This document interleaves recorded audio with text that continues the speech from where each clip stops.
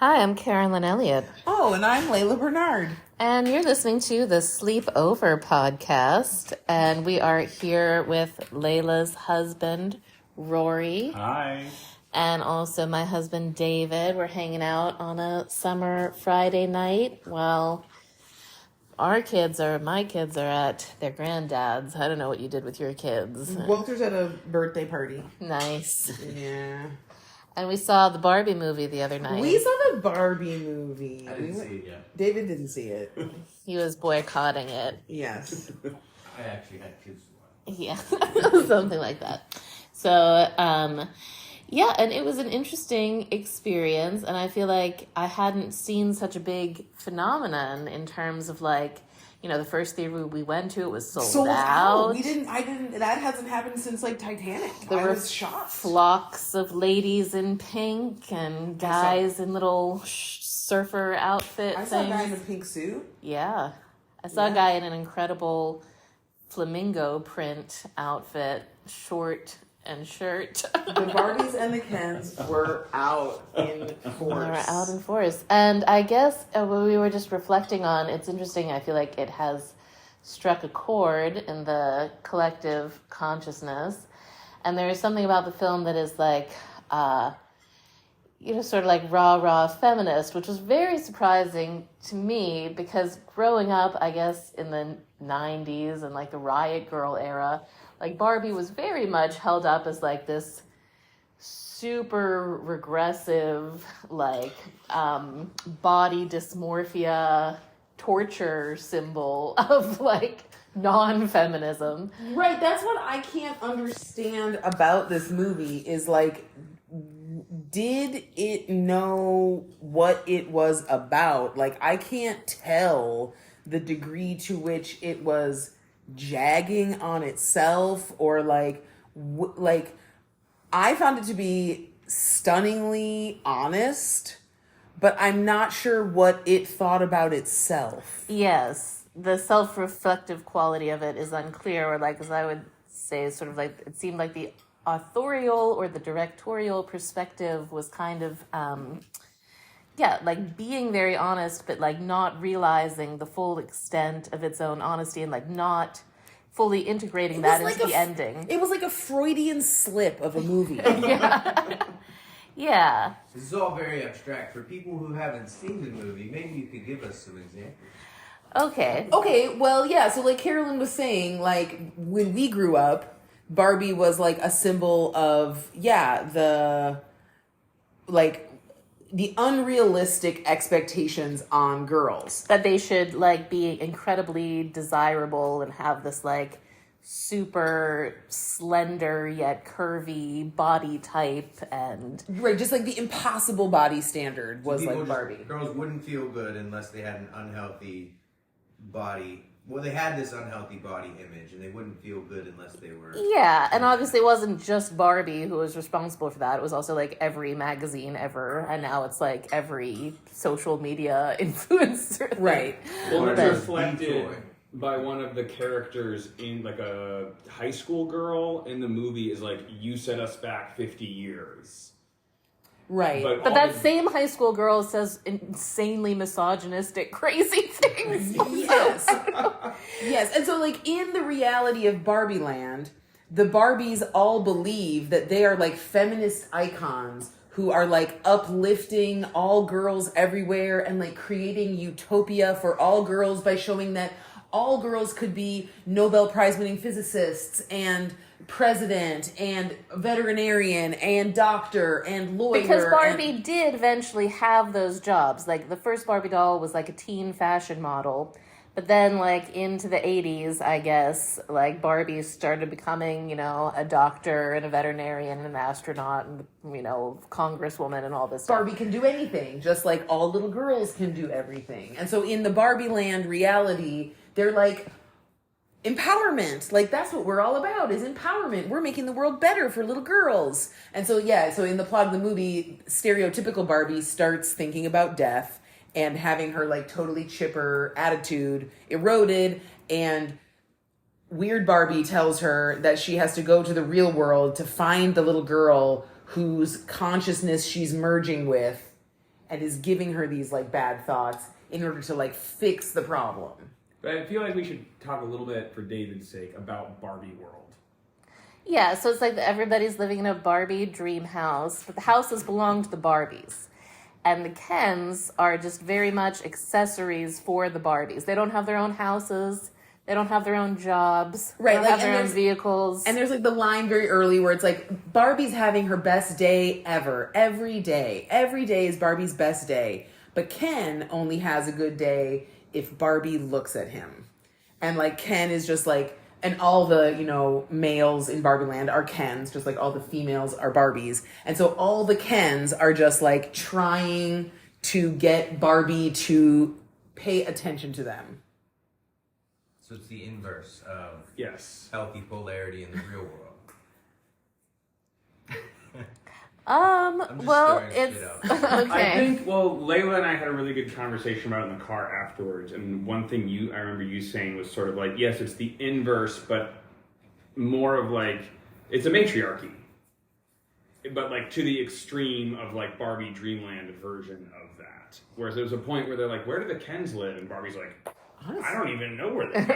Yeah. Like, I have no clue. And Don't like, even you think know, about the Kens. like after a nice romantic day together, you know, like Ken wants to stay over at Barbie's place, and she's like, no way, it's girls' night every night, and, you know, go away, basically. And so it's like, yeah, so the Kens are like living to please the Barbies in the same demented way that, you know, women in a fundamentalist Mormon cult are like living to please the one Well, that's guy. what I think women like men that have a purpose that is more important than them.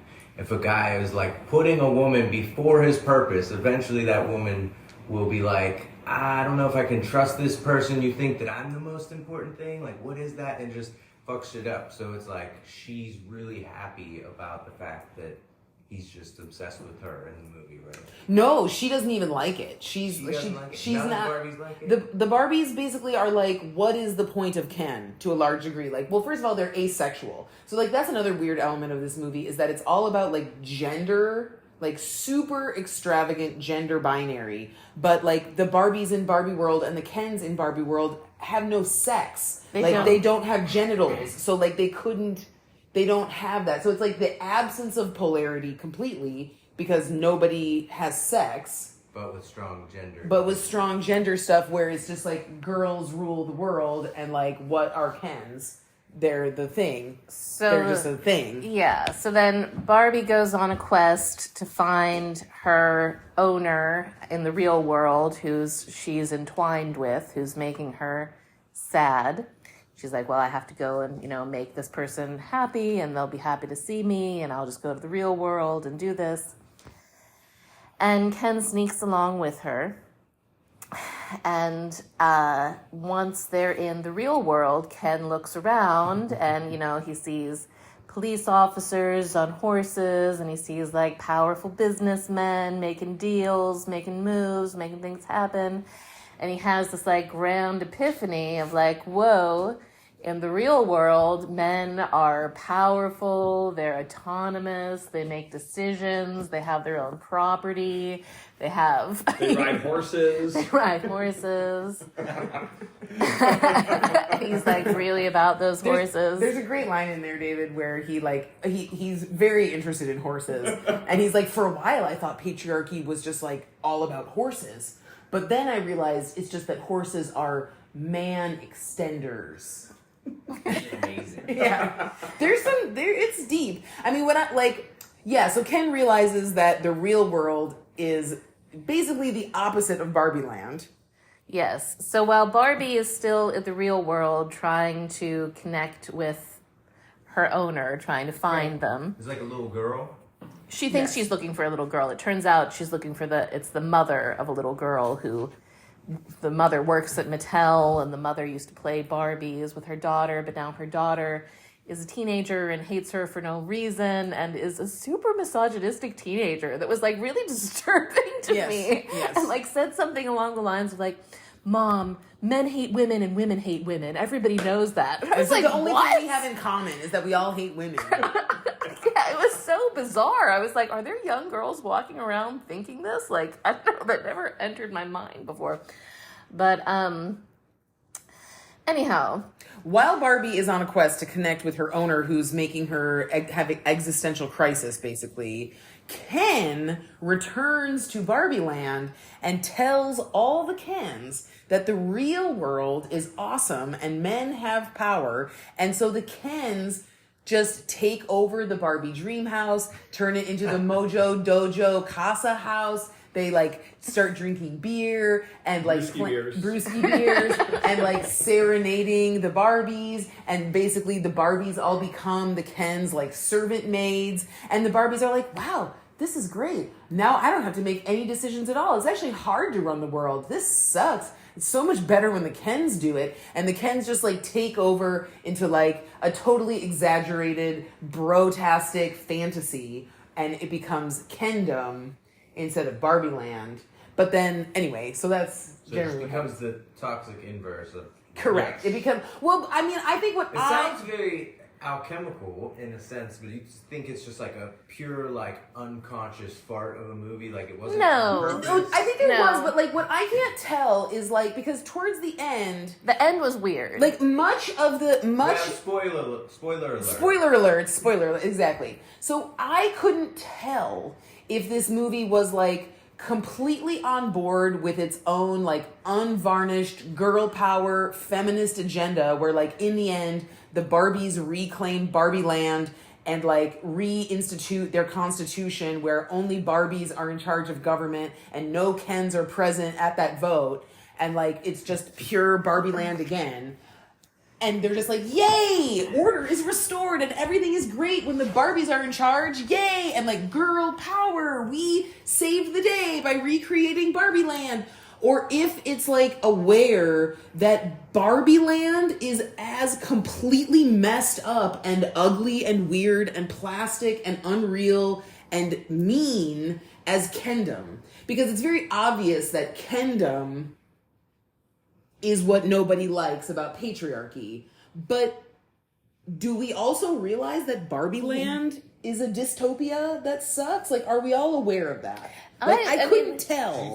What was the director and the writer aware of that? Is what you're It wondering. didn't seem that the director and the writer were aware of that so much. It Because was made by unclear. Hollywood. yes, They had it's made by certain Hollywood. It's ideas about Right, it. so one of the things that made me really sad was like in the end, at the end of the thing, there's a moment where the creator of Barbie's like, what's my purpose and what's the end of my story? And the creative Barbie is like, well, I'll tell you the end of your story is that Barbie loves Ken.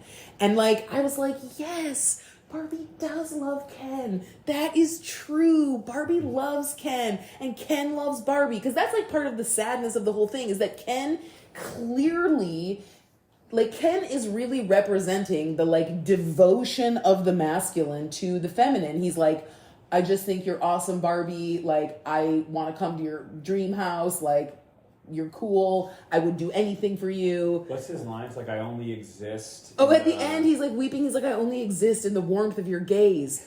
And like, I was like, yes, and Barbie should return and respect that devotion. Respect the devotion that's- and like so- elevate Ken Yes. with her love. right. So the ending that would have made sense and would have been alchemically satisfying to me is if Ken had said that to her. And she was like, wow, Ken, I never realized, like, your devotion is worthy of so much respect. And, like, the way that you support me and all of the things that believe you in my can do. And dreams. you believe in my dreams. And you can help, you have dreams of your own. And we can realize them together. And it's so amazing. Like, instead of saying that and, like, then, magically getting genitals and making a bunch of babies and, like, having... because they kept showing, like, the Supreme Court was, like, first it was a bunch of Barbies, and then it was a bunch of Kens, and then it changed back to a bunch of Barbies. It could have been, like, a happy little mix of little Barbies and Ken babies grow up to all be on the Supreme Court.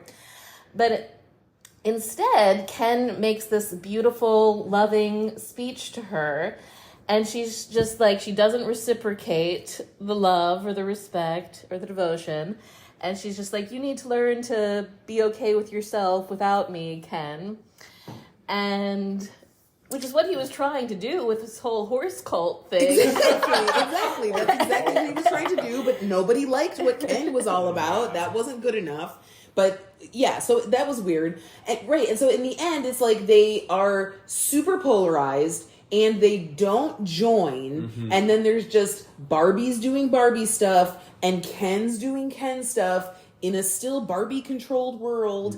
And like lame. Like they're separate. And so then though at the end Barbie does magically get a vagina. But instead of like learning about this through Barbie having sex or masturbating or experiencing a surprise menstruation or something, we learn about this by she's in the real world and she goes to a gynecologist appointment. What? Which is the worst part of having a vagina, which is like immediately inserting like the bizarre technocracy, rather patriarchal too, like that's into the vagina having celebration. And like I'm just like, this is not the fun part of this. Is weird because, and it got me thinking about, because you know, like Layla was talking about how the movie was so much about gender, but with this like weird elimination of sex, which does go hand in hand with the fact that like the Barbie and Ken dolls don't have genitals, but like the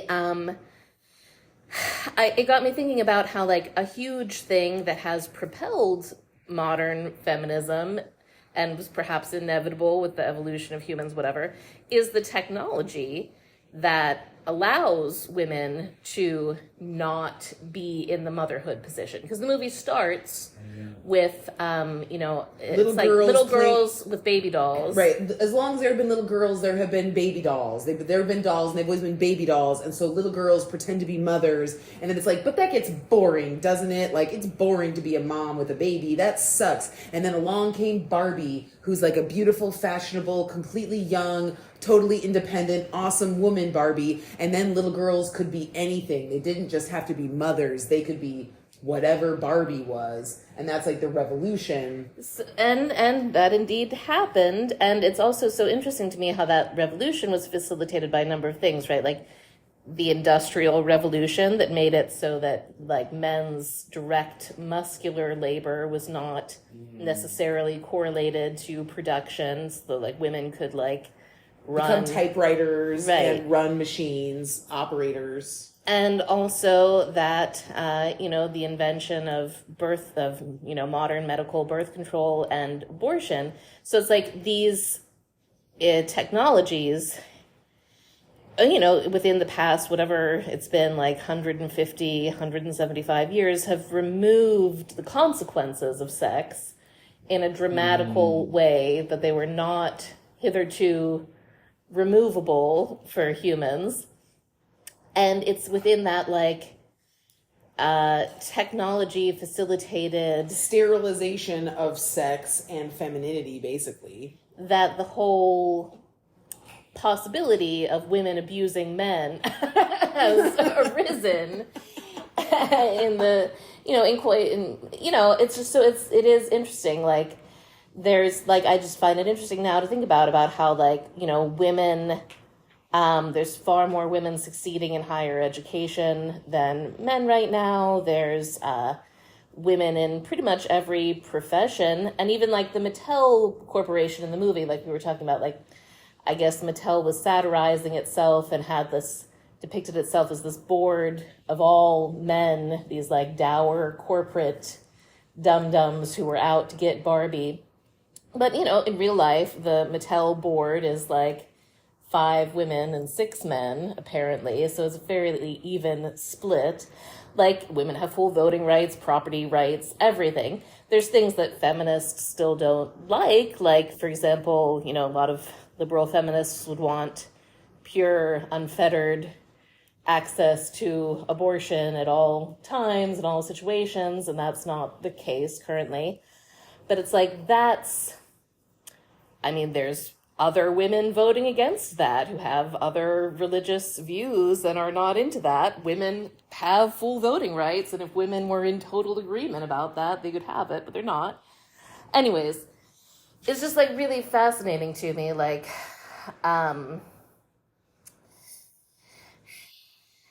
it was like like the movie was portraying like they got this like girl power rise out of things by like acting like, you know, this world still has so much oppression for women in it. And the way that was dramatized in the movie was like, you know, Barbie gets sexually harassed by some construction workers and some dude comes up and slaps her on the ass. And I'm thinking, like, that's really it. Like, that's the extent of what we have to, like, to still feel like underdogs in the great quest for rights, because truly all of the civil rights are there. So then what just remains is whatever, like, poor taste, bad behavior of people. Right, but like what I really saw through that movie, and like I wonder how clearly they knew they were portraying this, was like, it was like Barbie Land was like the shadow world of the like patriarchal real world, where like the feminist movement likes to imagine the Barbie Land where Kens are just like superfluous, useless playboys who don't matter and who aren't as cool and interesting as them. In much the same way that like a fully invested like misogynist is like, well, what about the interiority of women? Does that even exist? Like, are they even people? Like, they're really equal and opposite. But like the fact that like Barbiedom turned into Kendom because of Ken's like frustration at not being respected, I was like, yes, exactly. The patriarchy exists because women disrespect men and it pisses them the fuck off and they're mad. Like, there's like, I don't know, like the disrespect of men completely coincides with like the oppression of women. Well, that's what I'm saying. Like, I hear you in the I absolutely agree with that. But I also think that, like, I mean, the world that we're in today is not a pure patriarchy. No, it is not. So not. It It's is so like not. there is very much like and I feel like the people, like, the film was like pandering to, like, I don't know, that some complete kind narrative, yeah. that like somehow women are still really the underdogs in Right, this like we modern live in situation. Iran. Right. It's like, that's not what's going on. That's Right. not. Well, every single man in that movie is like stupid or Yes. useless. Yes. Like, there were no examples of men that are like purpose-driven, protector, provider, honorable, integrous, which I guess is not the point of the movie,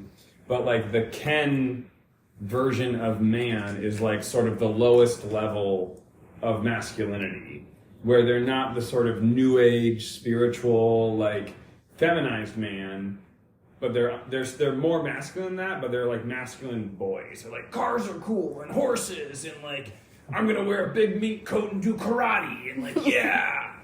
Yes, they're But like boys. They're also, what I really liked and thought was interesting about our conversation last night in the car after the movie was how, like, they really want Barbie's attention.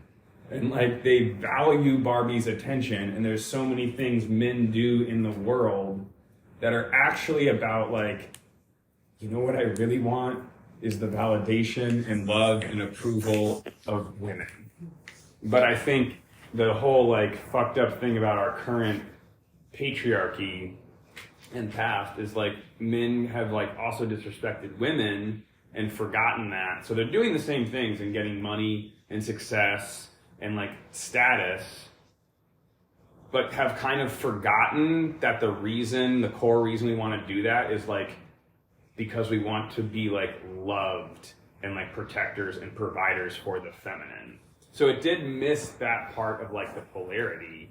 And I agree with you about, like, it's sad that they didn't like get together. There was no alchemy of that. Yeah, and it's I felt like, you know, like Ken could have, or like Barbie could have respected and recognized Ken, and then Ken could have gotten inspired to take over the whole real world for her. He could have been like, wow, Barbie, I love you so much.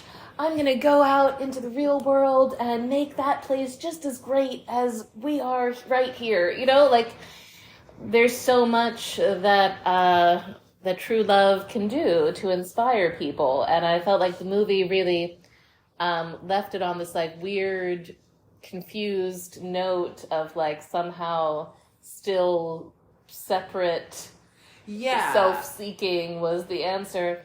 And I guess, you know, whatever, it's like a 90-minute Hollywood movie. It's no big surprise it doesn't have like all of the answers to life and the universe and the war of the sexes. But I'm glad that it made me think. And I mean, Ryan Gosling is so fucking lovable in that movie. Like, I feel like he really does like steal the show. And like maybe, you know, maybe I'm disappointed in whatever the directorial viewpoint seems to be, or like that surfacey sort of like rah, aren't we still so oppressed kind of vibe. But I do think that anybody who watches that movie, any woman especially, has to be like touched by like the devotional quality of Ryan Gosling, and has like, how could you not respect that? Like there is something like inherently like romantic and deeply respectable about that vulnerable love that he shows her. For sure. And there is actually something like sad. Like I was saddened by the Barbies like inability to recognize that, because they're just like all about their own purpose and like their own accomplishments and their own Barbie land dream world, and they just like can't even see the value of like the other. Well, which also brings us around back to the weird attitudes towards motherhood and family in the movie. Right. So like, so modern technology saved us from automatic requisite motherhood, liberated us. Forced breeding. Yes. Liberated us into motherhood as a choice. But then this Pulling out has existed since the dawn of time. Right. No, for sure it has. But yeah, so I mean that's why people talk about like birth control and things as like enforced like regimes of like sterilization. Yeah, well, that too. So anyways, so like going back to that, like the movie starts out with this like breaking of the baby dolls and the exaltation of like this, of the Barbie who can do whatever she wants. And then there's like Barbie's pregnant friend Midge, who's just like so weird. I don't know, there's some comment about how we didn't make more of Midge. Because a pregnant doll is just like way too weird and upsetting. Yeah, like, okay. And then, which implies like pregnancy itself is weird and upsetting. There's like a certain like note of that. Right. And then, because it implies sex, Carolyn. Yeah. It implies sex, and it implies in pregnancy, a woman is actually quite vulnerable, quite physically vulnerable, and like does not have the get up and go to be running Congress or whatever. Like, at least I sure don't. Anyways, and it's a vulnerable condition in which women have, classically required the help of the men who got them pregnant, was like usually the solution to this. How shameful, how disempowering, right. How terrible for women. Right, but is just a product of our interdependence as mammals. And so that, and then right, there's the teenage girl who's just like, the story just seemed to like take it for granted that she hates her mother. Like that didn't need any explanation, that didn't need any opening. I was just like, oh, well, of course a daughter hates her mother. Duh. That's what daughters do, is hate moms. I just thought that was extremely bizarre, because it's not like the mom was abusive or anything. The daughter just hates her, is ashamed of her. And then, so there's this like little thing about, so there's this weird stuff about like family and the distastefulness of it. But then there's like this sentimental montage of like mothers and daughters connecting via their love of Barbie. And wasn't it also so weird the way that like the mother and the daughter were like quite disrespectful and dismissive of like the dad in their family? Yes. Like I thought it was just like a single mom with her daughter, but then they were like, oh yeah, what about dad? And they like showed dad, but they were like, who cares about dad? Dad doesn't matter. And I was like, do we all agree that that's normal? Or do we agree that like the situation of men as this father and Ken like is deeply fucked up? Well, that's like, what do we understand that that's fucked Right. up, or are we like Well, it sounds thinking like this a is cool? terrible propaganda movie that's destabilizing traditional family values and encouraging the depopulation. But the conclusion that I came to at the end was I was like, oh, we're just supposed to continue to be at war with each other and be sexless, hyper gender focused robot sterilized non-humans that like imagine that we're not like only human beings when we're like merged as like units. Better to never have a baby than to love and need one another. Exactly. Right. Correct. That is the ethos. But so the movie was so simultaneously, while the movie did seem to be propagating that ethos, which is a pure like I felt the condition of the Kens in Barbie Land was like an accurate portrayal of what has been done, like of the current pop culture mainstream attitude towards men. Yes, is that they are these frivolous accessories, and that was what was represented in the attitude towards the dad. Was he was just like this pointless guy who was around. Yes, and so like that. Right, so the movie seems to be like endorsing it. Right, is the movie endorsing it like Barbie is a hero? Or is the movie aware that Barbie is insane and the whole situation is deeply fucked and it shouldn't be that way at all? Like, I couldn't tell.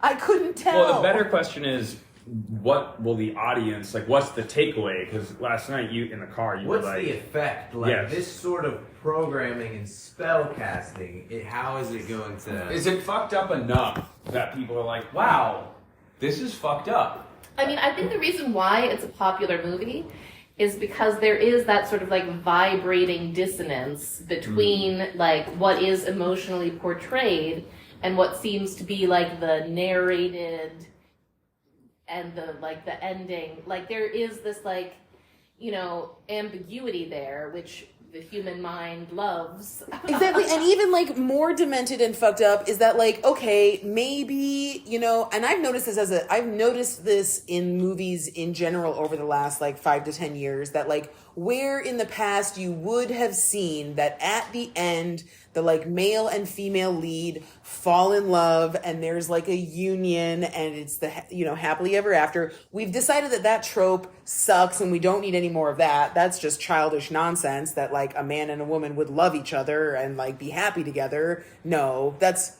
the kind of program we don't want. Now, like people, you know, they become friends or like somebody does something completely different and there's not that union. And so of course in the Barbie movie, there wasn't that union. But then not only is there not the union, but only Barbie gets to become human.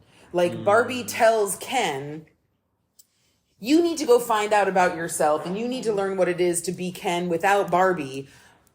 But presumably he stays in Barbie Land to do that, whereas Barbie decides that she wants to become real and become a real person and actually incarnate into the normal real world and get a vagina and go to the gynecologist because that is like the most wonderful. So she gets to become human, whereas Ken Doesn't get a penis. They could have even come through the portal together and not ended up together immediately, but like they could have both become human. But like only Barbie got to go through and become human. So like is this like weird... Does the movie know that it was like deeply misandrist? And is it fine with that? Or is it trying to make us aware that this is a problem? Well, so yeah. And that's what I can't tell. So that's an open question mark. What I will say is it seems like the liberal media stuff reviewing the movie, because I went on a binge and I was like, oh, okay, let me go ahead, and I haven't read Slate or Salon for years because they started to disgust me, but let's just take a look. What are they saying about this movie?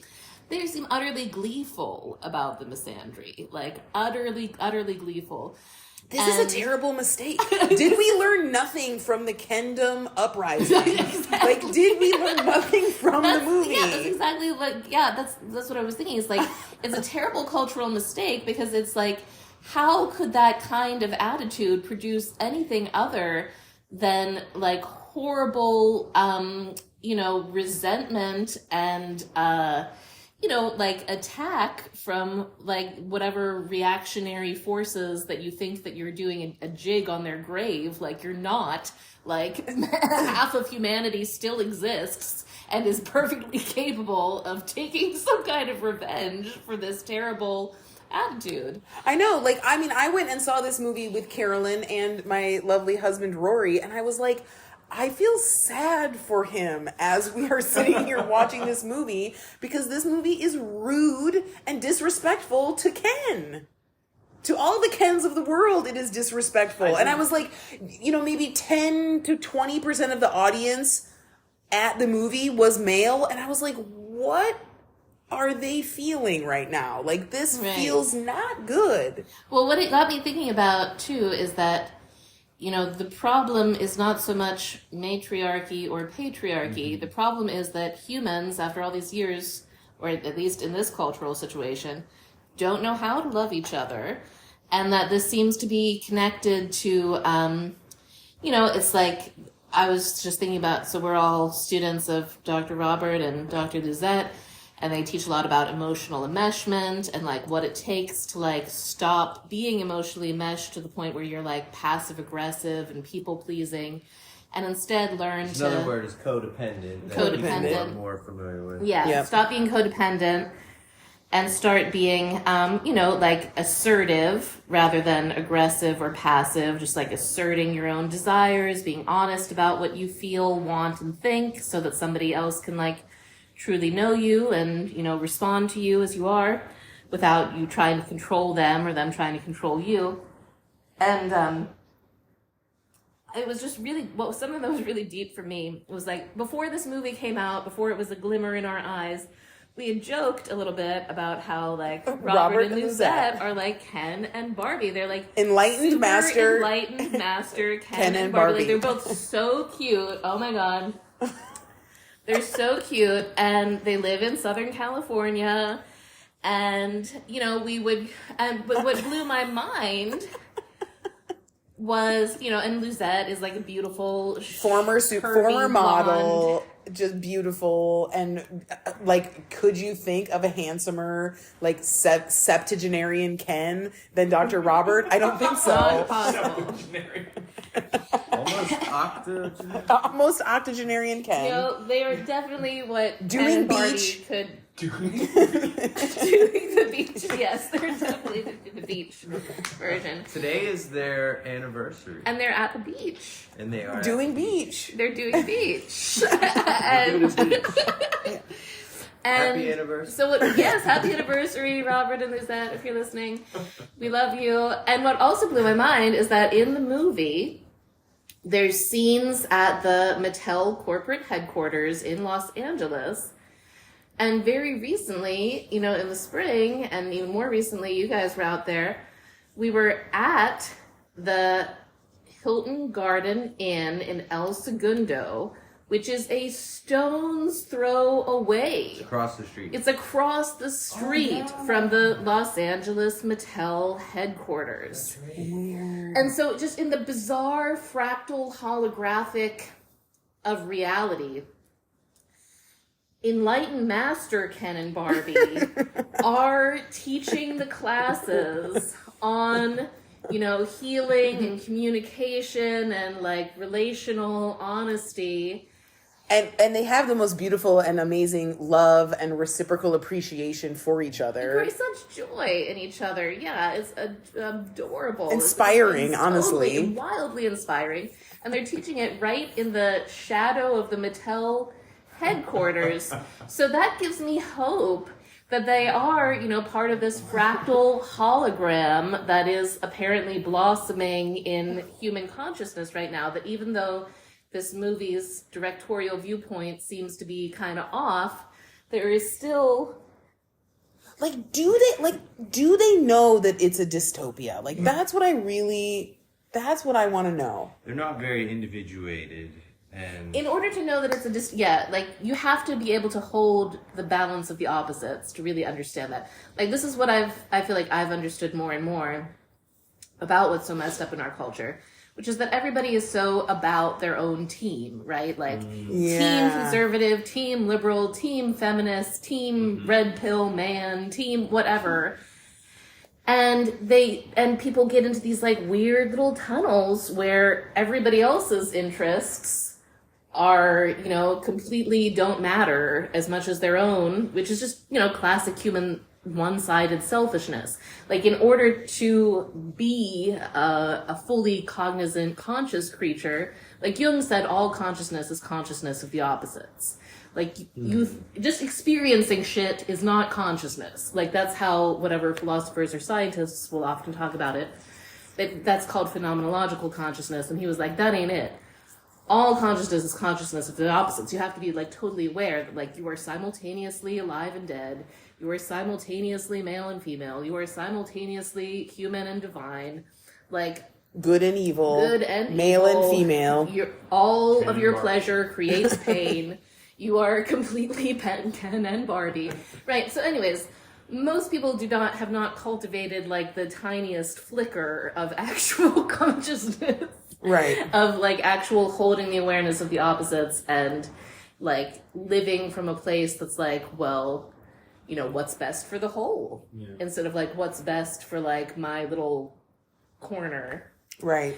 I would have loved to see in that movie a little bit of like, wow, we were being really shitty to Kens this whole time, which I guess there was a little bit of. When did that happen? That didn't happen At all? I'm trying to remember. No, they were just pissed. They were just like, what did those Kens do? Yeah. Fuck this shit. Yeah. We gotta take revenge. Well, for a while, the Barbies were, quote unquote, brainwashed into being happy to serve the Kens in Kendom.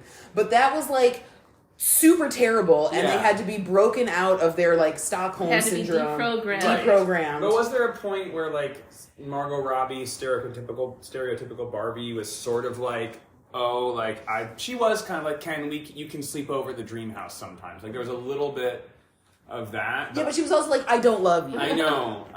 And I feel like it would have been, I wanted to see Margot Robbie and Ryan Gosling lay inertly on one another, having what we all know is Barbie and Ken's supreme intercourse, just plastic in their beds. I wanted that to be part of the movie so bad, or like maybe weirdly scissoring in like the way that we all know we made Barbie and Ken have sex, but that did not happen at all. There was not even inert plastic Barbie and Ken lump rubbing. Like, Carolyn, what you're saying about the teams, I feel like going back to the whole like push the counterdependence movement of like the romantic get together at the end. It sort of seems to have become this thing culturally where like if the man and the woman get together, then like the woman is betraying her team.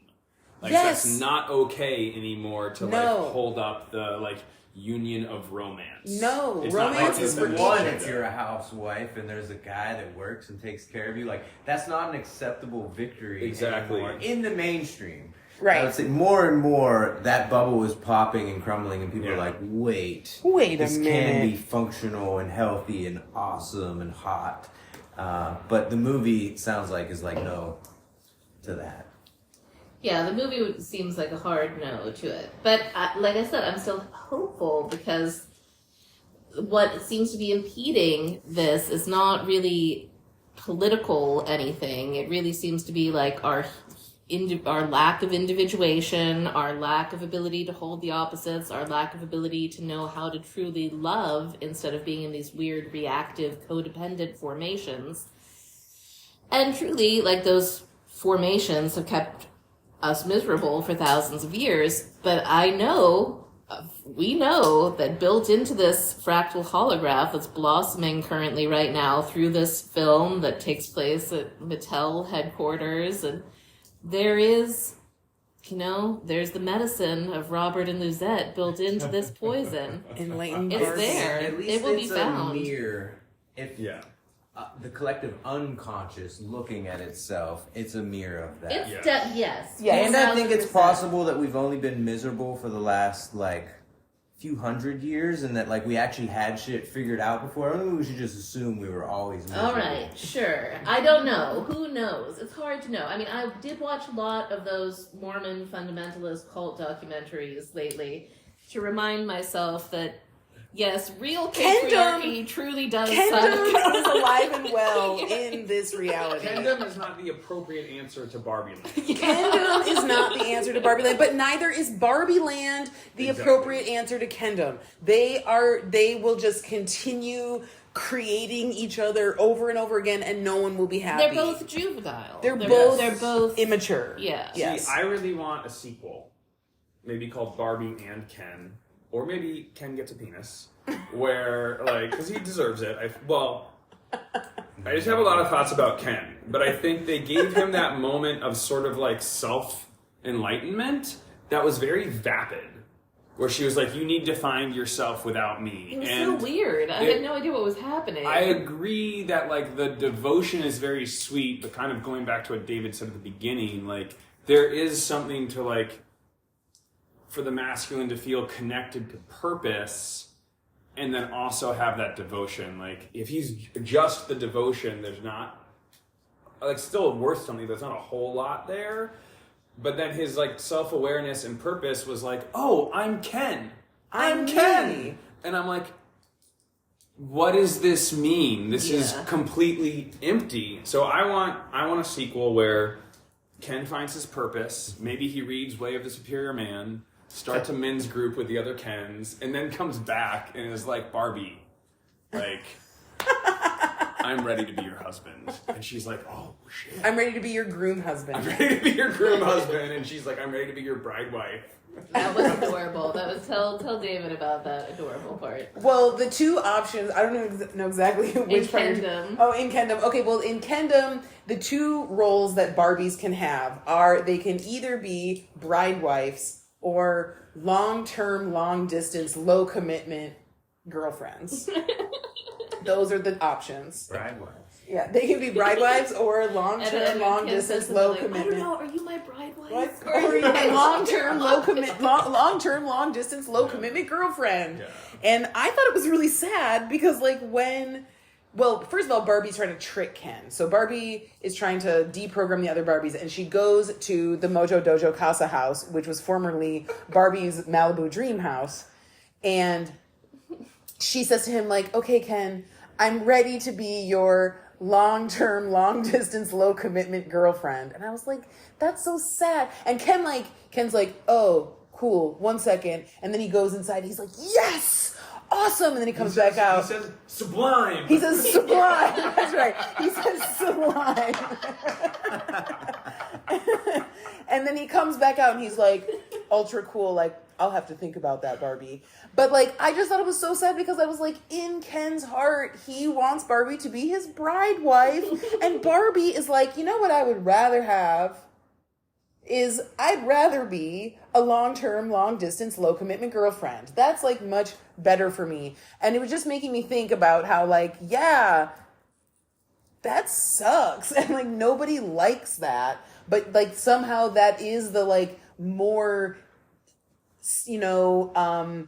woke approved identity for a strong independent woman is to be a long-term, long-distance, low commitment, no expectations, chill girlfriend. Yes, it was very strange. I don't know if we want to bring this in, but now I'm thinking about the Omrupani wife-girlfriend archetype thing. Yes. Well, yeah, just talking about how a girlfriend is a not real archetype. It's a false archetype, or it's a training wheels archetype to become a wife. Before, when you're young, it makes sense to be a girlfriend. But if you just stay in girlfriend mode your entire life, You're probably not with a man you respect enough to actually be in the husband-wife. well, then you don't really respect yourself enough to believe that you deserve that kind of commitment and seriousness and co-created purpose.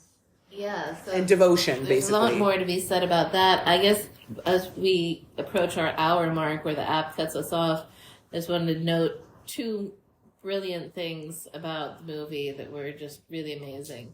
One, that they pretended that fat Barbies ever have been a thing or ever existed. Like, they were just fat girls who were Barbies. And I was like, well, that would have been great if that was ever a thing, but it's like totally not. Totally not. And then I guess they made like different body type Barbies. They have like curvier Barbies. But they were not just like fat Barbies who were spherical in shape. I mean, I'm not trying to hate on anybody. I'm just saying, like, a more body type that's not just like exaggerated curves, but is just like roly-poly body type. Yeah. It's not been part of the Barbie universe, but there were Barbies in the movie. So, anyways, it was doing this like weird move of like, I guess We're so inclusive of all kinds of Barbies, but like in reality, no, not at all. That's not what Barbie is. And then, so there was that move, and then more sincerely, the amazing move of like showing how terrible Kendom was with that Matchbox 20 song. I wanna push you around. Well, I will. Well, I will. I wanna take you for granted. How about it? Like, every time, like, I'll be like at a grocery store or something, and that song will come on, and I'll be like, why is this allowed to poison the airwaves with its like weird, whiny, resentful abusiveness? This is so awful. It's like an accepted song. So anyways. But it's so interesting because like that is kind of what the Barbies were like towards the Kens. Right, and it like, engenders that it engenders that inner resentfulness. That's what Barbie Land engenders, is that childish, resentful response. Yeah. Yeah. I did enjoy the movie. I enjoyed it immensely. I mean, there was so much pink. How could you not enjoy it? It was beautiful. It was exquisitely spectacular. Like, The Ken dance number was my favorite. that was really good. I mean, I would totally see it again. I would definitely see it again too, just to try to more deeply understand, like, did this amazing mirror of the collective unconscious movie, does it know about itself? I really can't tell. That's my favorite. That's like the deep mystery of the movie for me. That is a great question. And maybe also on an optimistic note, maybe the movie itself doesn't need to know in order for it to have an ultimately worthwhile alchemical effect on the consciousness. Because we're having this conversation, and I think there's been a lot more of these conversations about the state of, relations between men and women. Gender affairs. By the movie, yeah. So Sex cool. affairs. Who knew the Barbie movie was going to be like this? Yeah, I really did not think it would be a pretty cool. provocative conversation starter. I thought it was just going to be another little piece of fluff.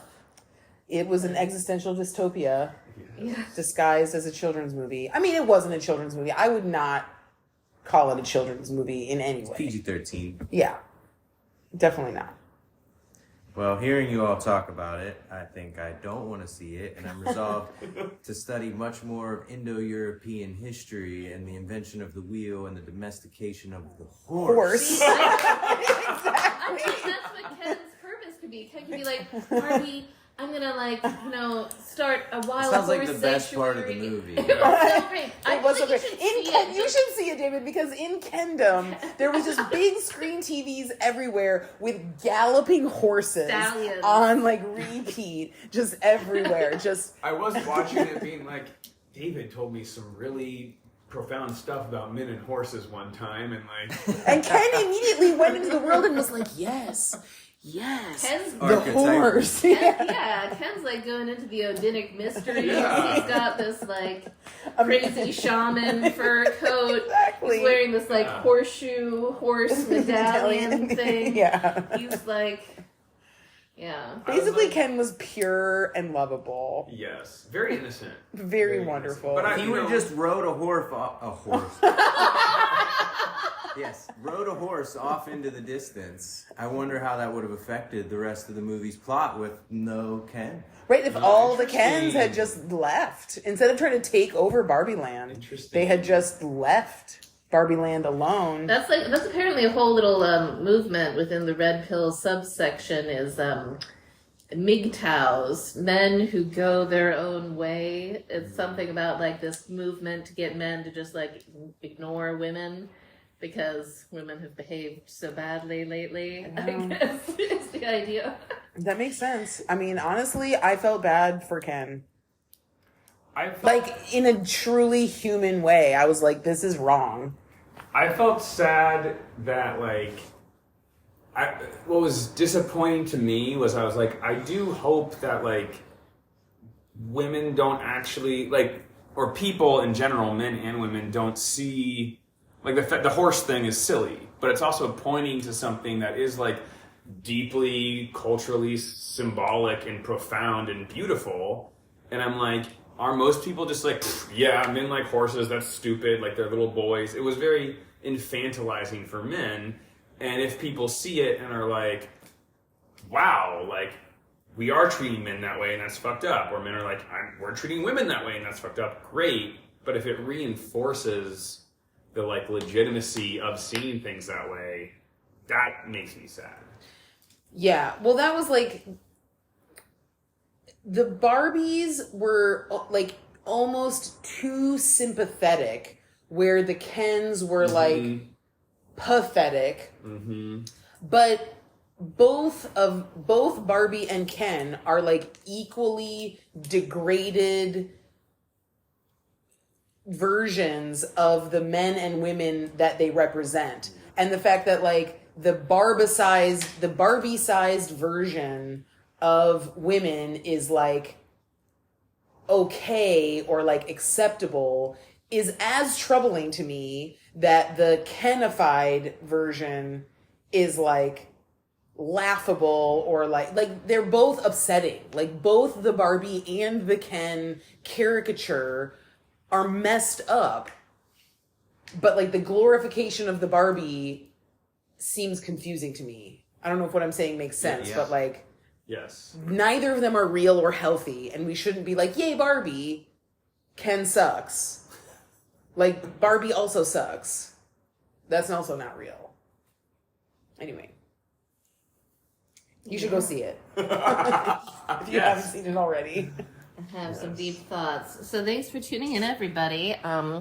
Please go ahead and like or follow or tell your friends about the Sleepover podcast. We're gearing up for the next application round for the mystery school. I have to grab something. Would you tell them about that? Oh, yes. We are gearing up to open enrollment for Sleepover Mystery School 2024. It promises to be an amazing, great time. I just actually recently saw that Netflix came out with a series of episodes about how to become a cult leader. And I promise that our cult is way cooler and not scary like that. And totally a safe, fun cult to join. If you've ever felt like it might be a super cool thing to do with your lifetime, is to say that you are a member of a cult that won't ruin your life, but will only make your life way, way, way better and cooler. Check us out so that you don't accidentally get sucked into a really fucked up cult. And anyway, become much more cult proof and more integrated. And so that you can afford to join our cult, the money course is on sale right now for 2 days only. And you can find the sales page on the email list or through the Instagram, and you can get right with the spirit of money and pay to join our cult. That's right. That's exactly right. Perfect. All right, well, it all ties up pretty neatly there. I mean, the thing is that every cult says they're a good cult, you know what I mean? It's like every cult is like, we're the cult you can trust. Oh, for sure. For sure, but like... They don't usually call themselves cults. Exactly. The cults that you have to be worried about tell you that there's something way more innocent than that. Definitely the honesty that you're experiencing here is a sign that we can be trusted. Listen to us. We're the innocent. All right, everybody. Thanks for tuning in. Talk to you next time. Bye-bye.